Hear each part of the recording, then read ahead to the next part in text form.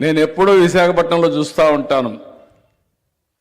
నేను అందుకే ఓపెన్గా కూడా ఎన్నోసార్లు చెప్పాను, నేను మెచ్చిన నగరం విశాఖపట్నం, మంచి వాళ్ళు ఉండే నగరం విశాఖపట్నం. మంచి వాళ్ళు అందరూ ఉన్నారు కానీ మంచిలో ఎక్కువ మంది మంచి వాళ్ళు ఉండే నగరం విశాఖపట్నం. ఒక్క ఉద్దు అంత మునుపు కూడా ఎప్పుడూ తెలుగుదేశం పార్టీకి కంచు కోట. ఉద్దులో జరిగిన సంఘటన చూస్తే ఆ తర్వాత ఏ ఎన్నికలు పెట్టినా తెలుగుదేశం పార్టీ జెండా తప్ప సైకిల్ తప్ప వేరే ఏది కనపడదు మీకు. అలాంటి బ్రహ్మాండమైన ప్రాంతం. ఈరోజు నేను ఒకటే మిమ్మల్ని కోరుతాను, ఓసారి అనిపిస్తుంది మన కార్యకర్తలు ఎంత పవర్ఫుల్ అంటే, మీరు రోడ్డు మీదకి వస్తే ఎవ్వడు నిలబడలేడు. అప్పుడప్పుడు నేను అధికారంలోకి వచ్చిన తర్వాత ఏదో రాష్ట్రాన్ని బాగు చేసేయాలని రాత్రింపగుళ్ళు ఒక అబ్సెషన్తో పనిచేయడం మొదలుపెట్టినప్పుడు మీలో అలకొస్తుంది. అలకు వచ్చినప్పుడు కాడి పడేస్తారు. మీరు ఎక్కడికి పోరు, ఏ జెండా పట్టుకోరు, ఎవరికి ఓటేయరు, కానీ అలగతారు. అలకే ప్రమాదం. అందుకనే ఇప్పుడు నేను ఒకటి అనుకున్నాను, ఇంకా భవిష్యత్తులో మీరు అలిగే పరిస్థితి రాదు, మనం ఓడిపోయే పరిస్థితి కూడా రాదు.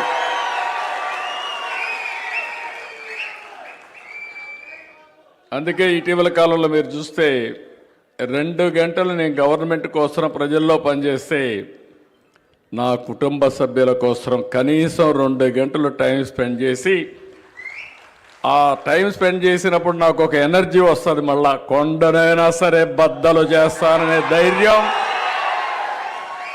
విశ్వాసాన్ని మీరు కల్పిస్తారు. అది ఒక పెద్ద టానిక్. అది అలాంటి విశ్వాసం కల్పించిన మిమ్మల్ని మళ్ళా ఒకసారి గుర్తు చేసుకుంటూ, మనందరం కలిసి ఎన్నికల ముందు చాలా హామీలు ఇచ్చాం.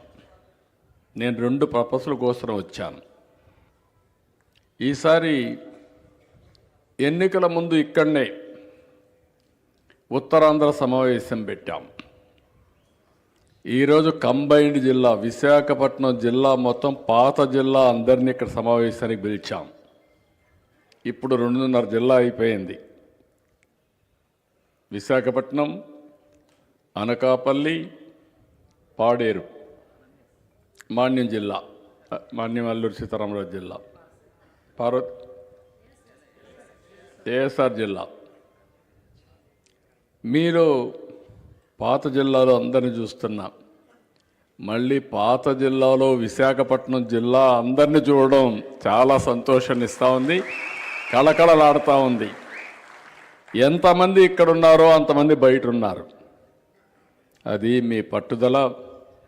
షార్ట్ టైం నేను ఒక కలుస్తానంటే, ఇంత ఉత్సాహంగా మీరు వచ్చారంటే దానికి నిజంగానే మీ అందరికీ కుటుంబ పెద్దగా మనస్ఫూర్తిగా ధన్యవాదాలు, అభినందనలు, శుభాభినందనలు.